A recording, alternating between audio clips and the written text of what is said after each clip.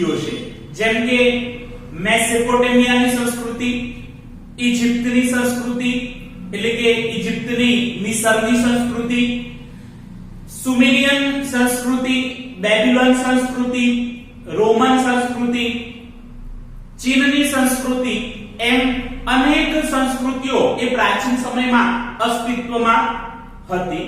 એની સાથે સાથે ભારતની અંદર પણ આ બધી સંસ્કૃતિઓ કરતા પ્રાચીન સંસ્કૃતિઓ પ્રાચીન સમયથી અસ્તિત્વ ધરાવતી હતી, જેને આપણે સિંધુ ખીણની સંસ્કૃતિ અથવા હડપ્પીયન સંસ્કૃતિ તરીકે ઓળખીએ છીએ. તો આજે આપણે સામાજિક વિજ્ઞાનમાં પ્રકરણ નંબર 3 ભારતનો સાંસ્કૃતિક વારસો, શિલ્પ અને સ્થાપત્ય કલાનો પરિચય જોઈશું. બીજા પ્રકરણની અંદર આપણે હસ્ત અને લલિત કલાઓનો પરિચય મેળવ્યો. હવે આ ચેપ્ટરની અંદર આપણે પ્રાચીન ભારતની જે શિલ્પ અને સ્થાપત્ય કલા છે એનો પરિચય મેળવવાનો છે. તો સૌથી પહેલા આપણે પ્રસ્તાવના જોઈશું. ભારત તેના સમૃદ્ધ સાંસ્કૃતિક વારસાના કારણે વિશ્વભરમાં જાણીતું છે. શિલ્પ અને સ્થાપત્યની વિવિધતાએ ભારતના ઇતિહાસને નવી ઓળખ આપી છે. ભારત તેના સાંસ્કૃતિક વારસાના કારણે વિશ્વભરની અંદર જાણીતું છે, વિશ્વભરની અંદર પ્રસિદ્ધ છે. કારણ કે આપણો સાંસ્કૃતિક વારસો એ હજારો વર્ષો પુરાણો છે. આપણો સાંસ્કૃતિક વારસો એ સૌથી પ્રાચીન છે, માટે ભારતના સાંસ્કૃતિક વારસાનું વિશ્વભરની અંદર મહત્વ રહેલું છે અથવા વિશ્વભરની અંદર ભારતનો સાંસ્કૃતિક વારસો પરિચિત છે. શિલ્પ અને સ્થાપત્યની વિવિધતાએ ભારતને નવી ઓળખ આપી છે, ભારતના ઇતિહાસને નવી ઓળખ આપી છે. શિલ્પ અને સ્થાપત્ય બનાવવાની જે કલા છે ભારતની અંદર 5000 વર્ષ જૂની છે. આ શિલ્પ અને સ્થાપત્યની વિવિધતાના કારણે ભારત એ વિશ્વના ઇતિહાસમાં એક આગવી ઓળખ ધરાવે છે. કારણ કે ભારતની અંદર જે શિલ્પ અને સ્થાપત્ય બન્યા એ ભારતની બુદ્ધિ પ્રતિભા, ભારતનું જે કૌશલ્ય છે, ભારતની જે કુશળતા છે એની એક આગવી ઓળખ મનાય છે. માટે શિલ્પ અને સ્થાપત્ય એ ભારતના ઇતિહાસની એક નવી ઓળખ છે. ભારતનું પ્રાચીન સિંધુકાલીન નગર આયોજન સમકાલીન વિશ્વના નગર આયોજન કરતા ચડિયાતું હતું અને તેની ગૌરવભેર નોંધ લઈ શકાય. ભારતનું પ્રાચીન સમયનું જે સિંધુ ખીણની સંસ્કૃતિનું નગર આયોજન છે એ વખતની જે સમકાલીન જે નગર વ્યવસ્થા હતી એ નગર વ્યવસ્થામાં એ ચડિયાતું હતું, શ્રેષ્ઠ હતું. સિંધુ ખીણની નગર રચના એ આધુનિક નગર રચનાને પણ ટક્કર આપે એવી સુંદર વ્યવસ્થા હતી. માટે વિશ્વના ઇતિહાસમાં સિંધુ ખીણની સંસ્કૃતિના નગરની ગૌરવભેર નોંધ લેવામાં આવે છે. હવે આપણે સૌથી પહેલા શિલ્પ વિશે જોઈશું. તો શિલ્પ કોને કહે છે? તો શિલ્પીના મનમાં જે ભાવ જાગે તે છીણી અને હથોડા વડે પથ્થર, લાકડા કે ધાતુ પર કંડારવાની કલા એટલે શિલ્પકલા.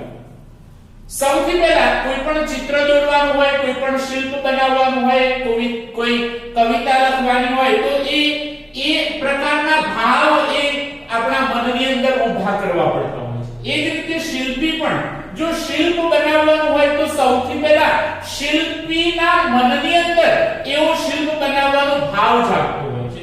એટલે અહીં કહેવામાં આવે છે કે શિલ્પીના મનમાં જે ભાવ જાગે તે છીણી અને હથોડા વડે. શિલ્પીના આ બે હથિયારો છે, છીણી જેને આપણે ટાંકણો પણ કહીએ છીએ અને હથોડો. તો છીણી અને હથોડા વડે શિલ્પી એ પથ્થર ઉપર, લાકડા ઉપર અથવા તો ધાતુ ઉપર કોતરણી કામ કરતો હોય છે અને એક વ્યવસ્થિત આકાર આપે છે, એને આપણે શિલ્પ કહીએ છીએ. ફરીથી એકવાર રિપીટ કરું છું કે શિલ્પીના મનમાં જે ભાવ જાગે તે છીણી અને હથોડા વડે પથ્થર, લાકડા અથવા તો ધાતુ ઉપર કંડારવાની કલા એને આપણે શિલ્પકલા કહીએ છીએ. સ્થાપત્ય કલા, સ્થાપત્યનો સરળ અર્થ બાંધકામ એવો થાય છે. સંસ્કૃત ભાષામાં સ્થાપત્ય માટે વાસ્તુ શબ્દ વપરાય છે. આ ખૂબ પ્રચલિત શબ્દ છે. હવે સ્થાપત્ય શબ્દનો અર્થ એવો થાય છે કે બાંધકામ, કઈ મકાનોનું, ભવનોનું, કિલ્લાઓનું, મહેલોનું અથવા મંદિર, મસ્જિદ, ગુંબજ, ચૈત્ય, વિહાર આ બધાનું નિર્માણ કરવું એને આપણે સ્થાપત્ય કહીએ છીએ. માટે જે સ્થાપત્યનો સરળ અર્થ બાંધકામ એવો થાય છે.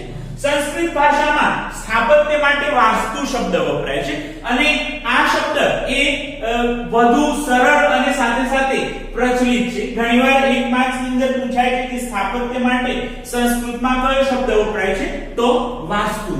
આ અર્થની અંદર એટલે કે બનાવટ અથવા બાંધકામની દ્રષ્ટિએ જોવા જઈએ તો સ્થાપત્યનો અર્થ એવો થાય કે મકાનો, નગરો, કુવાઓ, કિલ્લાઓ, મિનારાઓ, મંદિરો, મસ્જિદો, મકબરા વગેરેના બાંધકામને સ્થાપત્ય કહે છે.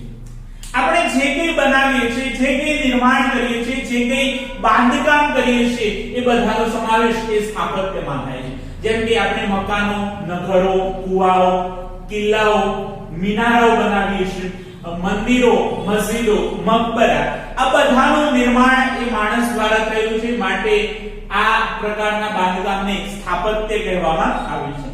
સ્થાપત્ય કલામાં સ્થપતિનું કૌશલ્ય પ્રયોજાય છે. એટલે કે જે કંઈ બાંધકામ કરવામાં આવે છે, જે કંઈ નિર્માણ કરવામાં આવે છે એ નિર્માણ કાર્યમાં સ્થપતિ એટલે કે જે બનાવનાર વ્યક્તિ હોય જેને વર્તમાન સમયમાં આપણે એન્જિનિયર કહીએ છીએ, એ એન્જિનિયર અથવા સ્થપતિનું એની અંદર કૌશલ્ય પ્રયોજાયેલું હોય છે. એની કુશળતા એની અંદર આપણને જોવા મળે છે. પ્રાચીન ભારતનું નગર આયોજન આપણે જોઈએ. આ પ્રશ્ન ઘણીવાર 3 માર્ક્સની અંદર પૂછાય છે કે પ્રાચીન ભારતનું નગર આયોજન જણાવો. ભારત પ્રાચીન સમયથી જ નગર આયોજનમાં નિપુણતા ધરાવે છે. પુરાતત્વીય ઉત્ખનન કરતા આવા ઘણા નગરો મળી આવ્યા છે. આ નગરોના મુખ્ય 3 વિભાગો પડે છે. ભારત પ્રાચીન સમયથી જ નગર આયોજનમાં નિપુણતા ધરાવે છે. પ્રાચીન સમયથી જ નગર બનાવવામાં અથવા નગર રચનાની અંદર એ ભારત કુશળ રહ્યું છે. પુરાતત્વવિદોએ ઉત્ખનન કરતા એટલે કે ખોદકામ કરતા આવા ઘણા બધા સ્થળો મળી આવ્યા છે જેના આધારે આપણે એવું કહી શકીએ કે ભારત એ નગર આયોજનમાં પ્રાચીન સમયથી નિપુણતા ધરાવતો છે. એ લોથલ, ધોળાવીરા, રંગપુર, રોજડી, મોરબી પાસેના કુંતાસી, સોમનાથ આવા અનેક સ્થળોએથી પ્રાચીન ભારતના નગર આયોજનના અવશેષો મળી આવે છે. તો આ નગરો પરથી આપણે એવું અનુમાન કરી શકીએ કે ભારત પ્રાચીન સમયથી નગર આયોજનની અંદર નિપુણ હશે. ભારત નગર રચનાની અંદર એ આગવી પ્રતિભા ધરાવતો છે એ આ ઉત્ખનન કરતા મળી આવેલા સ્થળો પરથી આપણે કહી શકીએ છીએ. આ જે નગરો મળી આવ્યા છે એ નગરોને મુખ્ય 3 ભાગની અંદર વહેંચવામાં આવે છે. એમાં સૌથી પહેલા નંબરમાં શાસક અધિકારીઓનો ગઢ જેને સિટડલ તરીકે ઓળખવામાં આવે છે અંગ્રેજીમાં. શાસક અધિકારીઓનો જે ગઢ છે, જે શાસન કરનાર વ્યક્તિઓ, જે રાજા મહારાજાઓ હતા, એ રાજા મહારાજાઓનો જે ગઢ છે એને સિટડલ તરીકે અથવા શાસક અધિકારીઓના ગઢ તરીકે ઓળખવામાં આવે છે, જે હંમેશા ઊંચાણવાળા વિસ્તારની અંદર બાંધવામાં આવતું. અન્ય શાસક અધિકારીઓનો આવાસ ધરાવતું ઉપલું નગર એટલે કે રાજાને શાસન કરવામાં મદદ કરનારા અન્ય શાસક અધિકારીઓનો આવાસ ધરાવતું ઉપલું નગર, જે શાસક અધિકારીઓના જે ગઢ હતા એનાથી નીચેની તરફ આવેલું હતું. અને ત્રીજા નંબરમાં સામાન્ય નગરજનોનું આવાસ ધરાવતું નીચલું નગર એટલે કે સામાન્ય લોકો રહેતા હોય, સામાન્ય નગરજનો રહેતા હોય એવું નીચલું નગર. એમ 3 ભાગની અંદર એ આ નગરોને વહેંચવામાં આવેલા હતા. શાસક અધિકારીઓનો ગઢ, બીજા નંબરમાં અન્ય શાસક અધિકારીઓનો આવાસ ધરાવતું ઉપલું નગર અને ત્રીજા નંબરમાં સામાન્ય નગરજનોનું આવાસ ધરાવતું નીચલું નગર. હવે આપણે જોઈએ તો શાસક અધિકારીઓનો ગઢ જે ઊંચાઈ ઉપર બાંધવામાં આવ્યો છે. જેટલા સ્થળો આપણને મળી આવ્યા છે, જેટલા પણ નગરો આપણને પ્રાપ્ત થયેલા છે, એમાં શાસક અધિકારીઓનો જે ગઢ છે એ હંમેશા ઊંચાણવાળા વિસ્તારની અંદર બાંધવામાં આવતો, જેના કારણે એક સૈન્યની દ્રષ્ટિએ વ્યૂહરચના ઘડવી હોય તો એ ઘડી શકાય અને ઝડપથી કોઈ કિલ્લા ઉપર આક્રમણ ન કરી શકે એ માટે, એટલે કે સુરક્ષાની દ્રષ્ટિએ જે શાસક અધિકારીઓના ગઢ હતા એ ઊંચાણવાળા વિસ્તારની અંદર બાંધવામાં આવતા. બીજા નંબરમાં ઉપલું નગર પણ રક્ષણાત્મક દિવાલોથી સુરક્ષિત છે. અહીંથી 2 થી 5 ઓરડાવાળા મકાનો મળી આવે છે. જે અન્ય શાસક અધિકારીઓનું આવાસ ધરાવતું જે ઉપલું નગર છે એની ફરતે પણ રક્ષણાત્મક દિવાલો બનાવવામાં આવી. શાસક અધિકારીઓના ગઢની ફરતે પણ મજબૂત કિલ્લેબંધી કરવામાં આવતી, જેના કારણે એ જે ગઢ છે ગઢનું સરળતાથી રક્ષણ થઈ શકે. એ જ રીતે ઉપલું જે નગર છે એની ફરતે પણ રક્ષણાત્મક દિવાલોથી એને સુરક્ષિત બનાવવામાં આવતું, જેના કારણે યુદ્ધ સમયે પોતાનો બચાવ કરી શકાય. અહીંથી અન્ય શાસક અધિકારીઓના જે મકાનો મળી આવ્યા છે એ મકાનોના જે ઓરડા છે એ 2 થી 5 ઓરડા છે અને નીચલા નગરના મકાનો હાથે ઘડેલી ઈંટોના બનાવેલા છે. એટલે કે સામાન્ય નગરજનોનું આવાસ ધરાવતું જે નીચલું નગર છે, જ્યાં સામાન્ય નગરજનો રહેતા હતા, એ નગરોના જે મકાનો છે એ હાથે ઘડેલી ઈંટોના હતા, જે અણઘડ હતી, જે વ્યવસ્થિત અને યોગ્ય આકારની ન હતી, એટલે કે જાતે બનાવેલી ઈંટોના બનાવવામાં આવેલા હતા. એટલે આ શાસક અધિકારીઓના ગઢ, અન્ય શાસક અધિકારીઓનો આવાસ ધરાવતું ઉપલું નગર અને સામાન્ય નગરજનોનું આવાસ ધરાવતું નીચલું જે નગર છે એની આપણે વિશેષતાઓ જોઈ. સિંધુ ખીણની સંસ્કૃતિની પ્રજાએ તે સમયની બધી સંસ્કૃતિઓ કરતા સુંદર અને વ્યવસ્થિત એવા કેટલાક નગરો વિકસાવ્યા હતા. તે પૈકી હડપ્પા અને મોહેન્જો-દડો નામના નગરો મહત્વના હતા. સિંધુ ખીણની સંસ્કૃતિની જે પ્રજા હતી એને એ સમયની જેટલી પણ સંસ્કૃતિઓ હતી એ સંસ્કૃતિઓમાં, એ બધી જ સંસ્કૃતિઓમાં સૌથી સુંદર, વ્યવસ્થિત અને આકર્ષક નગરો બનાવ્યા હતા, નગરો વિકસાવ્યા હતા. અને એની સાથે સાથે એ જે સિંધુ ખીણની સંસ્કૃતિના નગરો છે એમાં સૌથી ઉત્તમ નગર વ્યવસ્થા હોય તો એ 2 નગરો મહત્વના છે. એક હડપ્પા અને બીજા નંબરમાં મોહેન્જો-દડો. હડપ્પા અને મોહેન્જો-દડોની નગર રચના એ અદ્ભુત છે. એ વર્તમાન સમયના નગરોની જે પ્રકારની વ્યવસ્થા છે એ પ્રકારની વ્યવસ્થા એ હડપ્પા અને મોહેન્જો-દડોના નગરમાં જોવા મળતી હતી. સૌથી પહેલા આપણે મોહેન્જો-દડોનો પરિચય મેળવીએ. ઈસવીસન 1922 માં સર જ્હોન માર્શલ અને કર્નલ મેકીના માર્ગદર્શન નીચે રખાલદાસ બેનર્જી અને દયારામ સહાની નામના પુરાતત્વવિદોએ સિંધ રાજ્યના લારખાન જિલ્લામાં મોહેન્જો-દડો ખાતે ખોદકામ કરતા વિશાળ નગર સભ્યતાના અવશેષો મળી આવ્યા છે. ખાસ આપણને યાદ રહેવું જોઈએ કે મોહેન્જો-દડો નગર કઈ સાલમાં મળી આવ્યું? તો 1922 માં. 1922 માં સર જ્હોન માર્શલ અને કર્નલ મેકે એ બંને અંગ્રેજ પુરાતત્વવિદોના માર્ગદર્શન નીચે રખાલદાસ બેનર્જી અને દયારામ સહાની નામના ભારતીય પુરાતત્વવિદોએ સિંધ રાજ્યના લારખાન જિલ્લાની અંદર આ મોહેન્જો-દડો ખાતે ખોદકામ કરતા એક વિશાળ નગર સભ્યતાના અવશેષો અહીંથી પ્રાપ્ત થયેલા છે.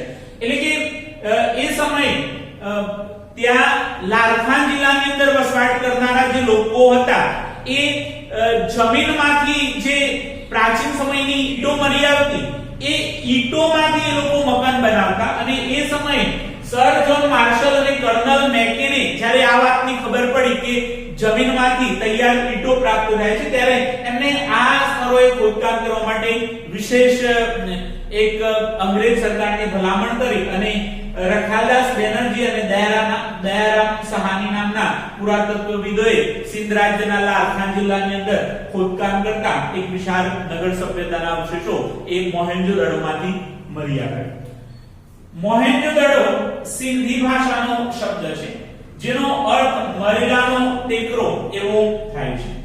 હવે આ મોહેંજો-દડો જે શબ્દ છે એ મૂળ સિંધી ભાષાનો શબ્દ છે અને સિંધી ભાષામાં મોહેંજો-દડો શબ્દનો અર્થ મરેલાનો ટેકરો એવો થાય છે. અહીં જે જગ્યાએ ખોદકામ કરવામાં આવ્યું ત્યાં લાશોનો એક ટેકરો હતો, એટલે કે લાશોનો આખો ઢગલો હતો. એના આધારે આ નામ આપવામાં આવ્યું મરેલાનો ટેકરો. હવે આપણે મોહેંજો-દડોની નગર રચના વિશે જોઈશું. મોહેંજો-દડોનું નગર આયોજનની દ્રષ્ટિએ શ્રેષ્ઠ હતું. મોહેંજો-દડોનું જે નગર આયોજન હતું એ શ્રેષ્ઠ હતું અને સાથે સાથે એક વ્યવસ્થિત આયોજન કરીને આ નગર બનાવવામાં આવ્યું હતું અને નગરની અંદર તમામ સુખ અને સુવિધાને ધ્યાનમાં રાખીને અને કોઈ અડચણરૂપ ન બને એ રીતે આયોજન કરવામાં આવ્યું. એ વખતની જે સમકાલીન જે સંસ્કૃતિઓ હતી એ સંસ્કૃતિઓમાં મોહેંજો-દડોનું નગર આયોજન એ સૌથી શ્રેષ્ઠ હતું, સૌથી અદ્ભુત હતું. આજના નગરોની સમકક્ષ ગણી શકાય એવા નગરો એ મોહેંજો-દડોની અંદર હતા. મકાનો ભેજ અને પૂરથી બચવા માટે ઊંચી પ્લીથ ઉપર બાંધવામાં આવ્યા હતા.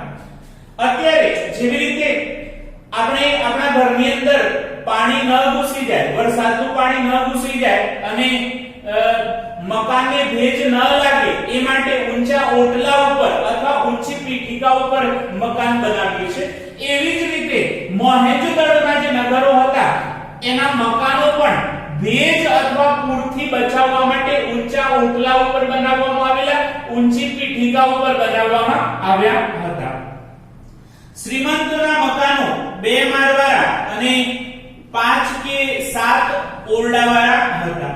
જે શ્રીમંત વ્યક્તિઓ હતા, જે ધનિક વર્ગના જે માણસો હતા એ માણસોના મકાનો 2 માળવાળા હતા અને સાથે સાથે એના 5 થી 7 ઓરડાવાળા હતા અને આ નગરો એ વ્યવસ્થિત અને પદ્ધતિસર હતા.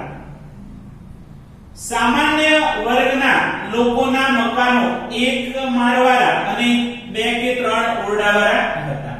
હવે સામાન્ય વર્ગના જે માણસો હતા એ માણસોના મકાનો 1 માળવાળા હતા અને એના ઓરડાઓ 2 કે 3 હતા.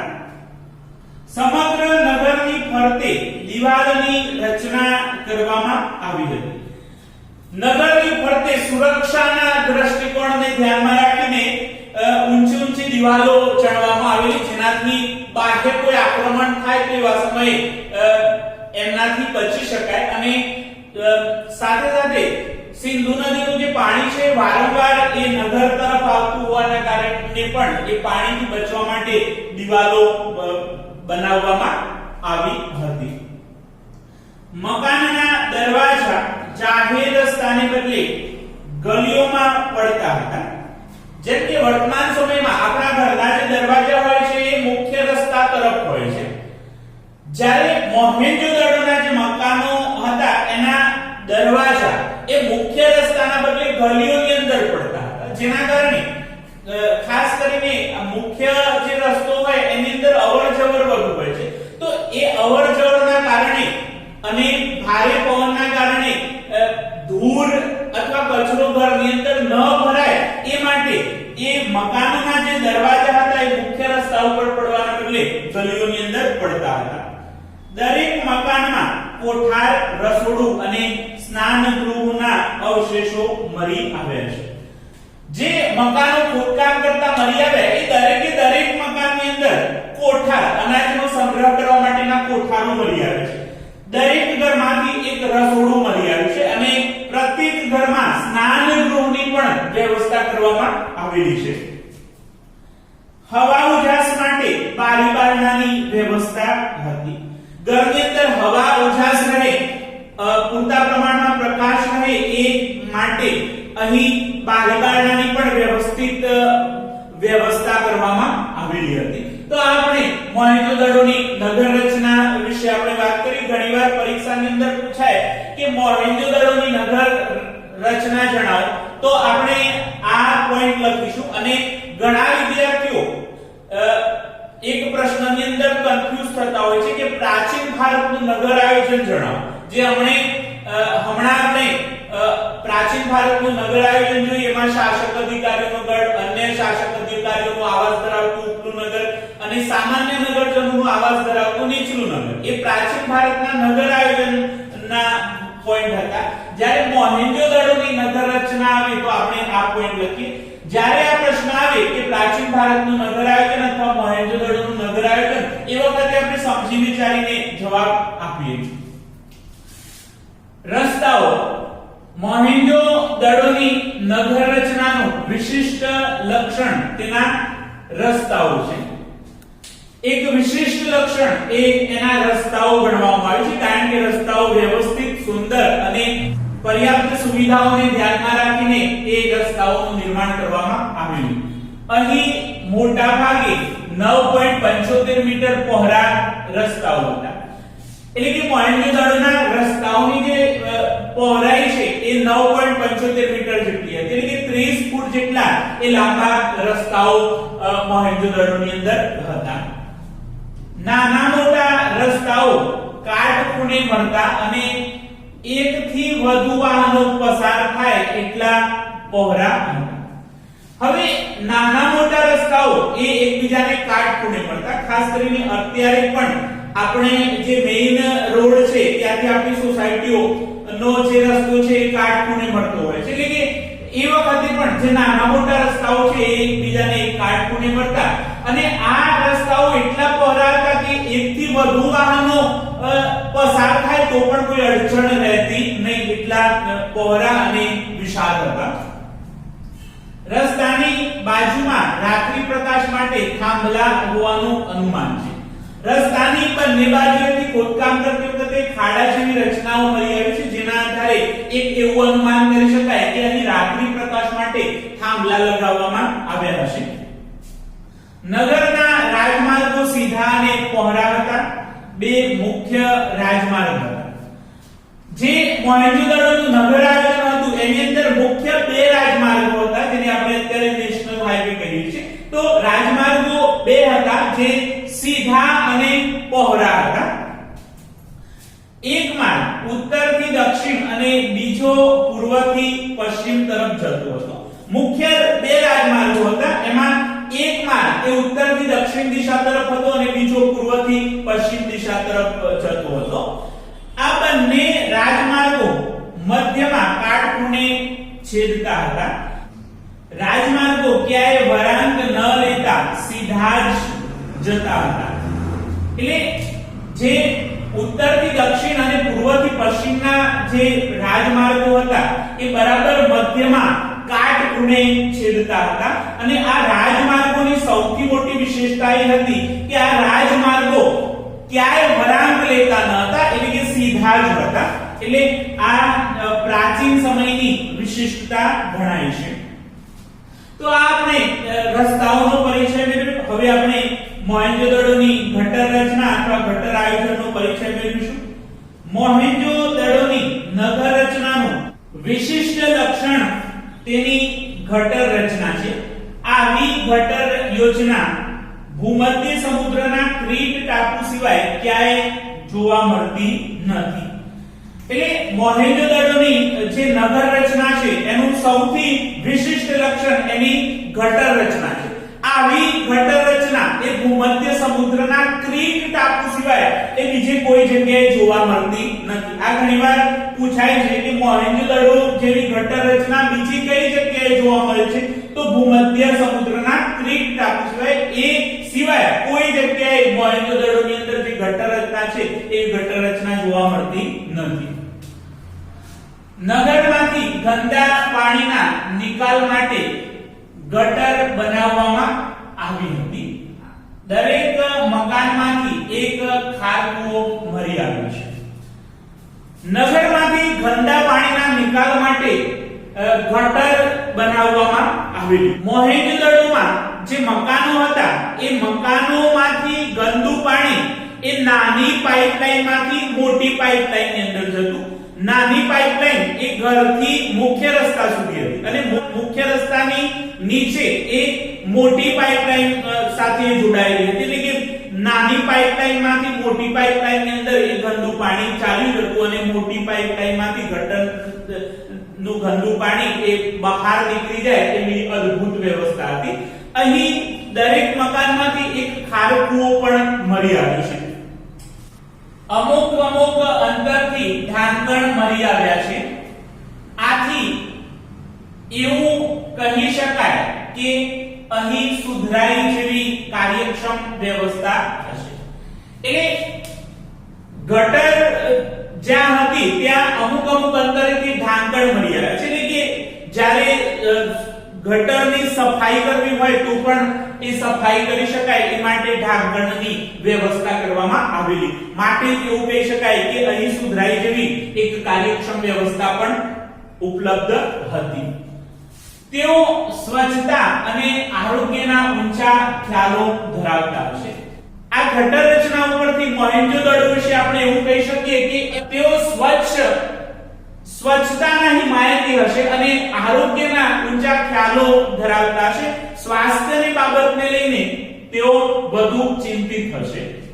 હવે આપણે જોઈએ જાહેર સ્નાનાગૃહ, જેને આપણે વર્તમાન સમયમાં સ્વિમિંગ પુલ તરીકે પણ ઓળખી શકીએ. તો મોહેન્જો-દડોમાંથી એક વિશાળ સ્નાનગૃહ મળી આવ્યું છે. મોહેન્જો-દડોમાંથી એક વિશાળ સ્નાનગૃહ મળી આવ્યું છે અને એ સ્નાનગૃહનો બધા લોકો ઉપયોગ કરતા હતા. સ્નાનગૃહમાં સ્વચ્છ પાણી દાખલ કરવા માટેની અને ગંદુ પાણી બહાર કાઢવા માટેની વ્યવસ્થા હતી. જે સ્નાન કરવા માટેનો જે કુંડ હતો એ કુંડની અંદર સ્વચ્છ પાણી એની અંદર ભરવા માટે અને જે ગંદુ થઈ ગયેલું જે પાણી છે એને બહાર કાઢવાની પણ અહીં વ્યવસ્થા હતી. આ પાણી જમીનની અંદર શોષાઈ ન જાય એ માટે એનું જે તળિયું છે એનું બ્યુટીમિન કોલસાની મદદથી પ્લાસ્ટર કરવામાં આવ્યું, જેથી સ્નાનગૃહનું જે પાણી છે એ જમીનની અંદર શોષાઈ ન જાય. અહીં ગરમ પાણીની પણ વ્યવસ્થા હતી. આ જાહેર સ્નાનગૃહમાં ગરમ પાણીથી સ્નાન કરવું હોય તો એના માટેની પણ અહીં વ્યવસ્થા ઉપલબ્ધ હતી અને વસ્ત્રો બદલવા માટે ઓરડીઓ પણ મળી આવી છે. એટલે જે સ્નાનગૃહ છે એની આજુબાજુના વિસ્તારમાંથી અનેક ઓરડીઓ મળી આવી છે. એના આધારે આપણે એવું અનુમાન કરી શકીએ કે અહીં વસ્ત્રો બદલવા માટેનો ચેન્જિંગ રૂમ હશે, એટલે કે ઓરડીઓ હશે. અહીંના લોકો ધાર્મિક પ્રસંગે સ્નાનાગૃહનો ઉપયોગ કરતા હશે. હવે આ જે સ્નાનાગૃહ છે એ દરેક વખતે ઉપલબ્ધ ન હતું, પરંતુ ધાર્મિક પ્રસંગોમાં આ સ્નાનગૃહનો ઉપયોગ એ લોકો દ્વારા કરવામાં આવતો હશે એવું એક અનુમાન કરી શકાય. તો આપણે જાહેર સ્નાનગૃહનો પરિચય મેળવ્યો. હવે આપણે જોઈશું જાહેર મકાનો. મોહેન્જો-દડોમાંથી જાહેર ઉપયોગી એવા બે મકાનો મળી આવ્યા છે. પ્રજાના ઉપયોગમાં આવી શકે એવા બે મકાનો મળી આવ્યા છે, એટલે કે બધા લોકો ઉપયોગ કરી શકે એવા બે જાહેર મકાનો મળી આવ્યા છે. તેનો ઉપયોગ સભાખંડ, મનોરંજન ખંડ, વહીવટી ખંડ કે રાજ્યના કોઠાર તરીકે થતો હશે. બે જાહેર મકાનો મળી આવ્યા છે. એ બે જાહેર મકાનોમાંથી એક મકાનનો ઉપયોગ કાં તો સભાખંડ તરીકે, કાં તો મનોરંજન ખંડ તરીકે અથવા વહીવટી ખંડ કે રાજ્યના કોઠાર તરીકે ઉપયોગ થતો હશે. જ્યારે બીજું જે મકાન મળી આવ્યું છે એ 20 ઓરડાઓનું એક વિશાળ ભવન છે, એટલે કે મકાનોની એક હરોળ અહીંથી મળી આવી છે, જે સૈનિક માટેની બેરેક હશે. અહીંથી 20 ઓરડાઓ વાળું એક વિશાળ ભવન મળી આવ્યું છે, જેનો ઉપયોગ સૈનિકોને રહેવા માટે થતો હશે એવું એક અનુમાન કરી શકાય. તો આ આપણે પ્રાચીન ભારતનું નગર આયોજન અને મોહેન્જો-દડોનું નગર આયોજન જોયું. ફરીથી આપણે એકવાર એનું રિવિઝન કરીએ કે ભારત તેના સમૃદ્ધ સાંસ્કૃતિક વારસાના કારણે વિશ્વભરની અંદર જાણીતું છે. શિલ્પ અને સ્થાપત્યની વિવિધતાએ ભારતના ઇતિહાસને એક નવી ઓળખ આપી છે. ભારતનું પ્રાચીન સિંધુકાલીન નગર આયોજન સમકાલીન વિશ્વના નગર આયોજન કરતા ચડિયાતું હતું અને તેની નોંધ એ વિશ્વભરની અંદર ગૌરવ સાથે લેવામાં આવે છે. શિલ્પની આપણે વાત કરી કે શિલ્પીના મનમાં જે ભાવ જાગે એ છીણી અને હથોડા વડે પથ્થર, લાકડા અથવા તો ધાતુ પર કંડારવાની કલા એટલે શિલ્પકલા. સ્થાપત્ય કલાની આપણે વાત કરી કે સ્થાપત્ય એટલે સરળ શબ્દોમાં કહીએ તો બાંધકામ. સંસ્કૃત ભાષામાં સ્થાપત્ય માટે વાસ્તુ શબ્દ વપરાય છે જે વર્તમાન સમયમાં ખૂબ પ્રચલિત છે. આ ની અંદર મકાનો, નગરો, કુવાઓ, કિલ્લાઓ, મિનારા, મંદિર, મસ્જિદ અને મકબરાનું બાંધકામ કરવું, નિર્માણ કરવું એને આપણે સ્થાપત્ય કહીએ છીએ. સ્થાપત્ય કલામાં સ્થાપતિનું કૌશલ્ય પ્રયોજાયેલું હોય છે. પ્રાચીન ભારતના નગર આયોજનની આપણે વાત કરી કે ભારત પ્રાચીન સમયથી જ નગર આયોજનમાં નિપુણતા ધરાવે છે. પુરાતત્વ ખાતાએ ઉત્ખનન કરતા ઘણા બધા નગરો અહીંથી મળી આવેલા છે. એ નગરોને મુખ્ય 3 ભાગમાં વહેંચવામાં આવે છે. શાસક અધિકારીઓનો ગઢ જેને આપણે સિટડલ કહીએ છીએ, અન્ય શાસક અધિકારીઓનો આવાસ ધરાવતું ઉપલું નગર અને ત્રીજા નંબરમાં સામાન્ય નગરજનોનો આવાસ ધરાવતું નીચલું નગર. શાસક અધિકારીઓનો ગઢ હંમેશા ઊંચાણવાળા વિસ્તારની અંદર બાંધવામાં આવતો અને એની ફરતે રક્ષણાત્મક દિવાલો બનાવવામાં આવેલી હતી. ઉપલું નગર પણ રક્ષણાત્મક દિવાલોથી સુરક્ષિત હતું અને ઉપલા નગરમાંથી 2 થી 5 ઓરડાવાળા મકાનો પ્રાપ્ત થયેલા છે. નીચલા નગરના જે મકાનો છે એ હાથે ઘડેલી અણઘડ ઈંટોના બનાવેલા છે. સિંધુ ખીણની સંસ્કૃતિની જે પ્રજા હતી એમને એ સમયના જેટલા પણ સમકાલીન નગરો હતા એના કરતા સુંદર અને વ્યવસ્થિત નગરો વિકસાવેલા. એમાં હડપ્પા અને મોહેન્જો-દડોનો સમાવેશ થાય છે. મોહેન્જો-દડોની આપણે વાત કરી કે 1922 માં સર જ્હોન માર્શલ અને કર્નલ મેકેના માર્ગદર્શન નીચે રખાલદાસ બેનર્જી અને દયારામ સહાનીએ સિંધ રાજ્યના લારખાન જિલ્લાની અંદર ખોદકામ કરતા એક વિશાળ નગર સભ્યતાના અવશેષો પ્રાપ્ત થયેલા. મોહેન્જો-દડો એ મૂળ સિંધી ભાષાનો શબ્દ છે અને એનો અર્થ મરેલાનો ટેકરો એવો થાય છે. સિંધ રાજ્ય એ પાકિસ્તાનની અંદર આવેલું છે. પાકિસ્તાનનો એક ભાગ છે વર્તમાન સમયમાં, પણ 1947 સુધી ભારતનો એક હિસ્સો હતો. મોહેન્જો-દડોની નગર રચનાની આપણે વાત કરી કે મોહેન્જો-દડોનું નગર આયોજનની દ્રષ્ટિએ શ્રેષ્ઠ હતું. મકાનો ભેજ અને પૂરથી બચવા માટે ઊંચા ઓટલા ઉપર બાંધવામાં આવ્યા હતા. શ્રીમંત વ્યક્તિઓના જે મકાનો હતા એ 2 માળવાળા અને 5 થી 7 ઓરડાવાળા હતા. સામાન્ય વર્ગના જે લોકો હતા એમના મકાનો 1 માળવાળા અને 2 થી 3 ઓરડાવાળા હતા. સમગ્ર નગરની ફરતે દિવાલની રચના કરવામાં આવેલી. મકાનના જે દરવાજા છે એ જાહેર રસ્તાના બદલે ગલીઓમાં પડતા હતા. દરેક મકાનમાંથી કોઠાર, રસોડું અને સ્નાનગૃહના અવશેષો મળી આવ્યા છે અને હવા ઉજાસ માટે બારણાની અહીં વ્યવસ્થા હતી. આપણે રસ્તાઓની વાત કરી કે મોહેન્જો-દડોની નગર રચનાનું એક વિશિષ્ટ લક્ષણ એના રસ્તાઓ હતા. અહીં મોટા ભાગે 9.75 મીટર રસ્તાઓ પહોળા હતા. નાના મોટા રસ્તાઓ એકબીજાને કાટખૂણે મળતા અને એકથી વધુ વાહનો પસાર થાય એટલા પહોળા હતા. રસ્તાની બાજુમાં રાત્રિ પ્રકાશ માટે થાંભલાની પણ વ્યવસ્થા હોવાનું અનુમાન છે. નગરના રાજમાર્ગો સીધા અને પહોળા હતા. મુખ્ય 2 રાજમાર્ગો હતા, એક ઉત્તરથી દક્ષિણ અને બીજા નંબરમાં પૂર્વથી પશ્ચિમ તરફ જતો. આ બંને રાજમાર્ગો બરાબર મધ્યમાં કાટખૂણે છેદતા હતા અને આ રાજમાર્ગોની વિશેષતા એ હતી કે એ કોઈ જગ્યાએ વળાંક લેતા ન હતા, એટલે કે સીધા હતા. અને સાથે સાથે આ નગરના રસ્તાઓની વ્યવસ્થા એ રીતે કરવામાં આવેલી, આ નગરના રસ્તાઓ એ રીતે બનાવવામાં આવેલા કે એને સાફ કરવાની જરૂર પડતી ન હતી. પવન ગમે તે દિશામાંથી આવે એ રસ્તાઓ આપોઆપ સાફ થઈ જતા અને કચરો નગરની બહાર ચાલ્યો જતો. ગટર રચનાની આપણે વાત કરી કે મોહેન્જો-દડોની નગર રચનાનું એક વિશિષ્ટ લક્ષણ એની ગટર રચના હતી. આવી ગટર રચના એ ભૂમધ્ય સમુદ્રના ક્રીટ ટાપુ સિવાય બીજે કોઈ જગ્યાએ જોવા મળતી નથી. નગરમાંથી ગંદા પાણીના નિકાલ માટે ગટરની રચના કરવામાં આવેલી.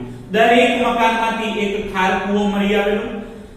અમુક અંતરેથી ઢાંકણ પણ મળી આવે છે, જેના આધારે આપણે એવું કહી શકીએ કે અહીં સુધરાઈ જેવી એક કાર્યક્ષમ વ્યવસ્થા હશે. તેઓ સ્વચ્છતા અને આરોગ્યના ઊંચા ખ્યાલો ધરાવતા હશે એવું પણ આપણે અનુમાન કરી શકીએ. જાહેર સ્નાનાગૃહની આપણે વાત કરેલી કે મોહેન્જો-દડોમાંથી એક વિશાળ સ્નાનગૃહ મળી આવ્યું છે. સ્નાનગૃહમાં સ્વચ્છ પાણી દાખલ કરવા માટે અને ગંદા પાણીના નિકાલ માટેની પણ વ્યવસ્થા હતી. અહીં ગરમ પાણીથી સ્નાન કરવું હોય તો એના માટે પણ વ્યવસ્થા હતી અને વસ્ત્રો બદલવા માટે ચેન્જિંગ રૂમ એટલે કે નાની નાની ઓરડીઓ પણ અહીંથી મળી આવી છે. આ સ્નાનાગૃહનો ધાર્મિક પ્રસંગોની અંદર ઉપયોગ થતો હશે એવું આપણે અનુમાન કરી શકીએ. જાહેર મકાનોની આપણે વાત કરેલી કે મોહેન્જો-દડોમાંથી જાહેર ઉપયોગી એવા બે મકાનો મળી આવ્યા છે, જેમાં એક મકાનનો ઉપયોગ એ સભાખંડ તરીકે, મનોરંજન ખંડ તરીકે, રાજ્યના કોઠાર તરીકે અથવા વહીવટી ખંડ તરીકે થતો હશે અને બીજું જે જાહેર મકાન છે એ 20 ઓરડાઓ વાળું એક વિશાળ ભવન મળી આવ્યું છે, જેનો ઉપયોગ એ સૈનિકોને રહેવા માટે થતો હશે, સૈનિક બેરેક માટે થતો હશે એવું આપણે અનુમાન કરી શકીએ.